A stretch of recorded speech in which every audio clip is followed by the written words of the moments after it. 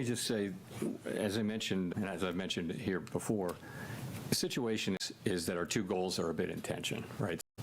Interestingly, everyone around the table at the FOMC agrees that inflation is too high and that we want it to come down, and agrees that the labor market has there's further risk. Everyone agrees on that. Where the difference is, how do you weight those risks, and what does your forecast look like, and where do you, ultimately, where do you think the bigger risk is?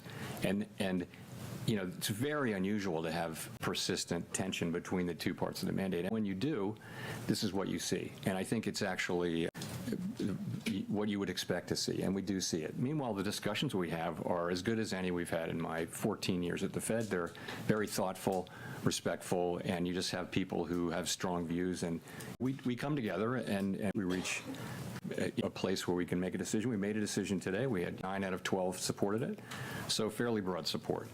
But it's not like the normal situation where everyone agrees on the direction and what to do.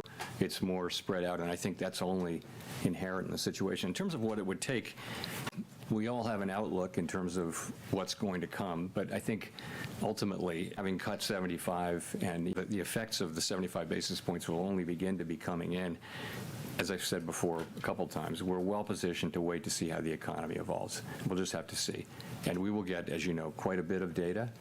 I should mention on the data, as long as I'm talking about it, that we're going to need to be careful in assessing, particularly the household survey data. There are very technical reasons about the way data are collected in some of these measures, both in inflation and in the labor market, so that the data may be distorted and not just sort of more volatile, but distorted. And that's really because data was not collected in October and half of November.